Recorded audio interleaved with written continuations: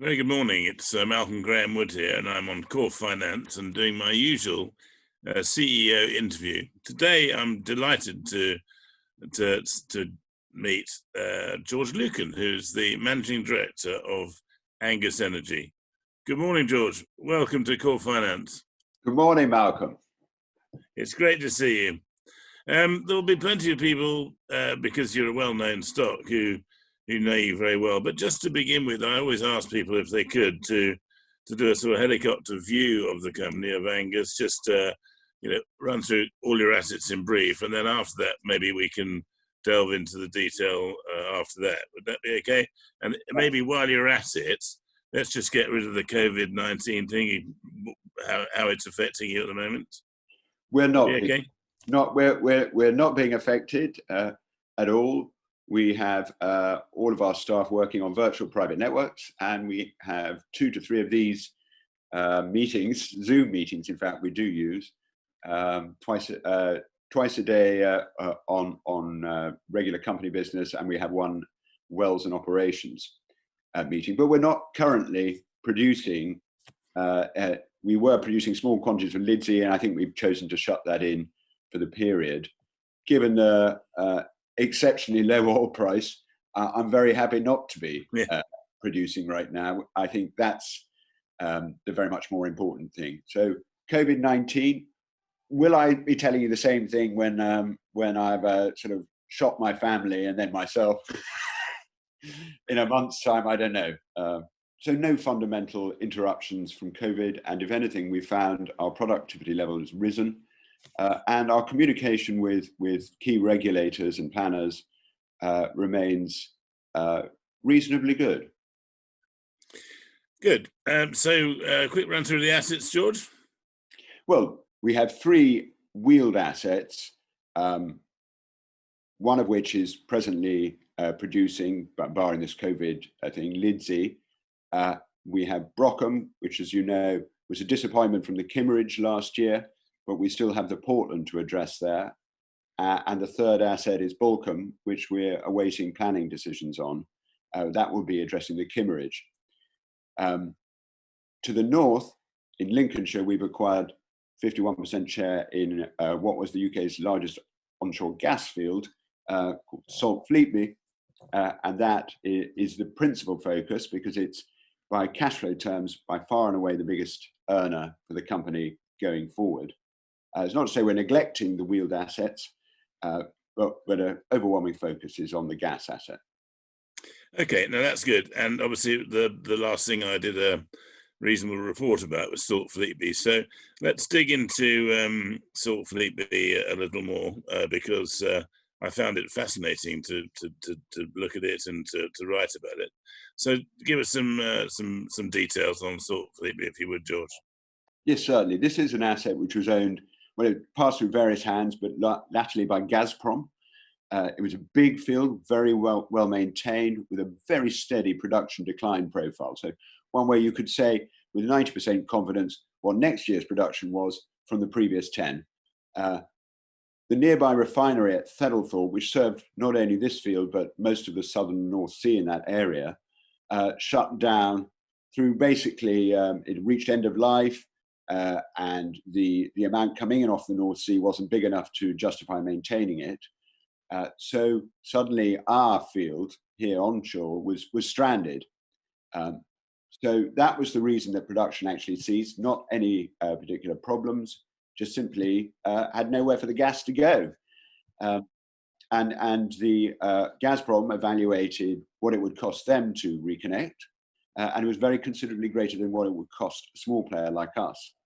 So we are reconnecting at the refinery, but next door to the refinery is a national grid connection point, one of the dozen or so inlet points. Once we have connected that, we then have one additional job to do, which is to replicate what was going on at the refinery on our own site. And that sounds a bit more daunting than it is. We're not building a mini refinery. So the refinery there had to handle all sorts of grades of oil as well as gas. We're dealing with almost 95% pure gas. There's a little bit of so-called condensate. You have to refine that. That's done by cooling it with a refrigeration skid, out for the nasties, and then you have some compression to raise it to 75 bar, which is what the grid, National Grid, like to have their gas at. So it's actually much simpler than you might imagine when you think you're replicating an entire refinery. You're not at all. It's a couple of the stages. So in terms of timetable, we'll submit planning this month. We would aim to be looking at a planning decision in July, and then be moving onto site, as soon as conceivably possible thereafter in August. And I would like to there's two parts to the planning permission, obviously the pipeline over at National Grid, and then the works we have to do on our site. The pipeline side I'd like to get done in autumn, because it's fenland, and you don't want to be ditching in November, December. The works on site, I imagine, going on over a 3-month period, and they are more complicated in that you will require a lot of accreditation by HSE. National Grid themselves will want to inspect. They will want to see that telemetry between their site and our site is very good. They know all the time what the stream of gas is like, what the flow of gas is like. It's not uncomplicated. But the wonderful thing is this COVID has allowed us a huge amount of time to do pure planning and think through every stage of this. So we're still happy that we're not going to run way out of timing or way out of budget at this stage. So this is, what you've described as a transformational deal. I mean, it's interesting that it was running full tilt before with Gazprom and other owners and so on, and yet it hasn't. Obviously, some people are questioning, why it stopped and then why it wasn't able to come down. There was obviously, I presume it wasn't because the refinery closed that the field itself closed down, or that was exactly it. That was the only reason. So they weren't even prepared to put the pipeline in that you're just about to do and just continue the gas field as it was before. Well, their cost base on a project like that, they'll use people like Halliburton. They'll use the best all the way through. They'll apply a management charge and so on. They reckoned, that doing this might be 15 million. Now, if you take the lowest case estimates, then it would be marginal for them, and they don't work like that. A major like that, unless there's $1 billion to play for, they don't move. Yeah, so I mean, it's basically been done on Rolls-Royce pricing, and that's something you can change. And but have you got the existing British Gas team working with you in the field? We do have. Our technical director was 20 years with British Gas. The operations director on site has been there for 20 years. So we've inherited the staff, the key important staff, that is, not the directors and so forth. And he was, I think, BP originally ran there. So he's got an intimate knowledge of the area, of the site in particular. So I'd say, yes, we're very well specced. We've also brought in some excellent consultants in process engineering. That's actually refining the gas. And I feel very confident about the quality of the team that's addressing the plan. Excellent.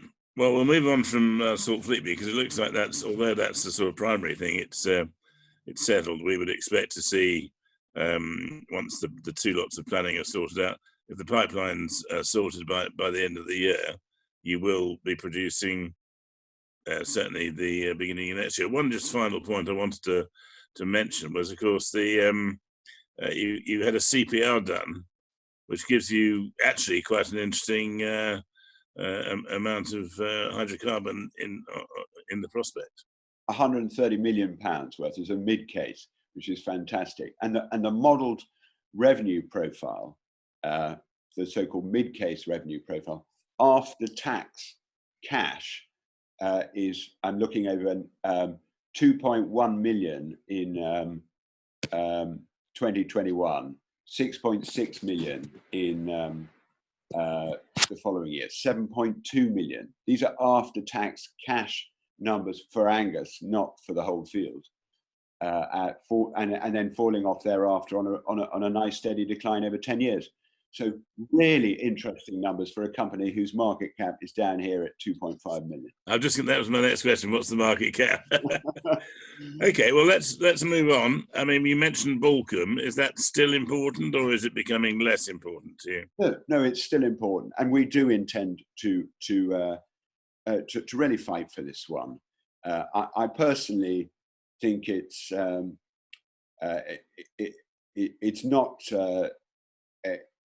not appropriate behaviour by a council to allow a commercial entity like ours and our predecessor, Quadrilla, to spend £5 or £6, £7 million with repeated permissions and not be grandfathered by an unannounced change in policy. We are unhappy with this. We're going to have further discussions. We spent an awful lot of time and work getting the best conceivable deal for locals in terms of environmental protections, sound, and so forth. We feel we had a really strong case, and we're very disappointed with the recommendation by the planning officer. Of course, it hasn't gone to committee yet because of the crisis. So we do have an opportunity to have more measured discussions before we get into the tangle of appeals processes. And I'm hoping we will do that in the next month. But yeah, it's a very interesting prospect for us, and we were very hopeful about it. And what would you expect to just assuming, although it might be some way down the road, what would you expect to do on that site? Drill some holes produced from the Kimmeridge or produced elsewhere? Well, that's the irony of it. We're not drilling anything. The hole is drilled. We're actually just taking oil out of the ground, reducing the risk in terms of pressure on the reservoir. And we'll be doing this quietly and cleanly. We think the sound protection measures we had and the care with which we've addressed any conceivable risks to the water supply below the surface, left very little room for objection. In terms of our impact on local transport, it's negligible. It's like a dot in the water. It's an exceedingly busy main road, and we're nestled between a sawmill and a railway line. The London to Brighton, the oldest and indeed busiest line in the south. So I just feel that we have a very strong case here. We're unobtrusive. You can barely see the site, and we're going to fight it. Good stuff. Whereabouts? What's the situation at the Weald, George? Across the Weald, yeah. Across the other assets, well, Baulkham, we're applying for some permission to resume water injection to address the Portland. That's the water injection would be supporting the extraction of oil by raising pressure in the reservoir. That has been a little bit delayed by this COVID crisis, and indeed actually a bereavement on the part of one of our contractors. But we'd still hope to be resuming that this year, probably Q3. That would be subject to Environment Agency permissions, but not planning. And then the third site, Lidsey, we're just going to do a little bit of maintenance when this COVID process comes to an end and resume production there. Our own view is not that the Weald is a bad play, but that it's going to be a slow play for all those concerned, of gradually getting better knowledge of where people should be drilling and how they should be drilling. And we think that will take time, whereas we see better opportunities elsewhere right now. In particular, the model we have at Saltfleetby, which is to act as a low-cost operator, taking assets which are falling below the radar of majors, where they don't believe their cost base justifies any further attention. But for us, it's cake. Yeah. Good. It seems to be almost by sort of obviously by design, but by the way that Saltfleetby is coming on, is that the company is switching its emphasis away from oil towards gas. Is that deliberate? Yes, yeah, frankly, we see a better future in gas. That's to do with pricing in the long run and sustainability. We think the argument against oil will grow stronger over the years, but we wouldn't walk away from a good oil reserve. I think the second point is that there exists a prospect of converting methane into hydrogen, which is very exciting and provides utterly clean hydrocarbon sourced energy. And to that end, we are, with luck, implementing the first hydrogen-ready pipe for commercial supply in the UK. It's going to be a test run, if you like, for the whole country. Although, as you know, the actual technology for converting methane to hydrogen is still relatively in its infancy. Excellent. Moving away from operational matters, if I may, George, I'd be interested to look at a quick look at the finances. I don't know if you can run through how much cash you've got, what your G&A is, what your burn rate is, how we're looking at the moment. Yeah, sure. The cash pile right now is about 2.75 million, and the anticipated spend at Saltfleetby is of the order of about 1.75 right now, possibly. Yes, just around there. As you know, we moved very quickly into cash flow positive territory in 2021 with hope for after-tax cash out of Saltfleetby of 2 million. So we have light at the end of the tunnel in terms of going cash positive. Burn between 100 and 150 a month. We can cut burn down quite a lot if this crisis continues in terms of slicing consultancy, but that involves stalling work. We've got to be honest about that. Our core costs, though, compared to our competitors, are very low. And executive board remuneration is also very low, and I can prove that by comparison, as we've heard in recent days. So we're a low-cost producer. We're not a lifestyle business. We can carve costs, but there's a minimum you need now to actually deal with regulation and planning. Yeah. Now, I wouldn't mind asking the slightly difficult. I've got two slightly difficult questions. First of all, I'd like to know who the shareholders are, the above 3% shareholders are, and while we're on that, are they on-side shareholders? And I say that because I do know that Jonathan Tidswell Pretorius is still a shareholder in the business. Do you think we can wrap round and talk about shareholders and maybe the history on that front? Or, I mean, I don't want to hear about history. I just want to know where you are now. Well, most of the shareholders the larger shareholders are historic shareholders who were in there at IPO and have kept their shareholding. So you have No Property, who I think just raised to 10%. They were in there at the beginning. That's private shareholder, Scottish in origin, and he's been always very supportive. We have a good line of communication with him, and he can be expected to remain on side. There's Jonathan Tidswell himself, again, supportive, remain in communication. Of course, he is our business development director, and we'll come to that in a moment. And then we have JDA Consulting. That was one of the individuals, again, a private individual, right there since IPO, unchanged, held their shares unblinkingly. I don't communicate very well with them. They're in Australia, but no reason to believe they're going to be changing theirs. Rupert Labram is a new addition. I think he's about 7% nowadays. And he's very supportive. We're in regular communication. I make a point of mine to talk to all large shareholders equally. And Rupert's been good on advising. He has shares in a number of AIM companies, and he has lots of tips.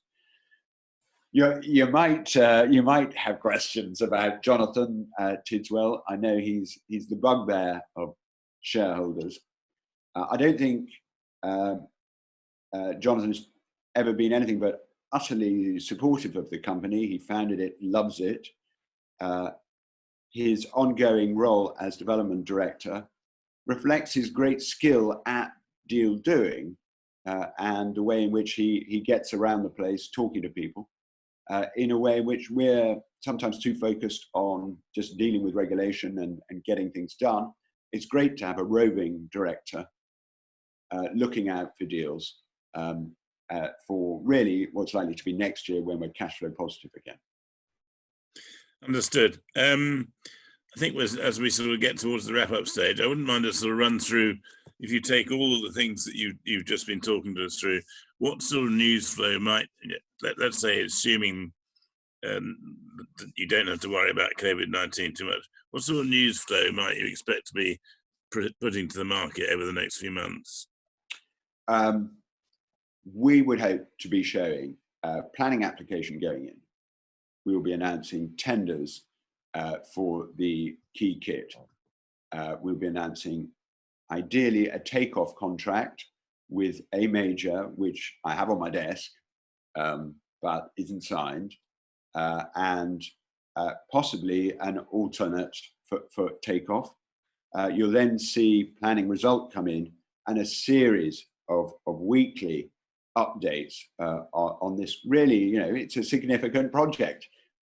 As each bit of the puzzle falls into place, you'll have the fun of seeing photographs of the kit going in there, pipework being connected and dug and so on. So it should be an exciting year again for Angus, and a happy one for Angus's shareholders, because at the end of it, there is this independently verified pot of after-tax cash of 30 odd million for a company with the market cap of 2.5 million. And that's the point I want to make. This is one we have to deliver on. Excellent. So the question that I always ask at the end, where would you expect to see Angus Energy in 12 to 18 months' time? You've almost answered, but if we came back in 12 to 18 months' time, what would you expect me to be talking to you about? I'd expect you to be asking me about new projects, because we would have delivered on the existing one and we'll be seeing genuine cash flow. So new projects financed, hopefully even out of cash flow, but at any rate, with the comfort of cash flow. Brilliant. Thank you so much, George, for joining me today. It's Malcolm Granwood. I've been doing my CEO interview on Core Finance. Today's guest has been George Lucan, Managing Director of Angus Energy. And thank you very much for watching. Goodbye.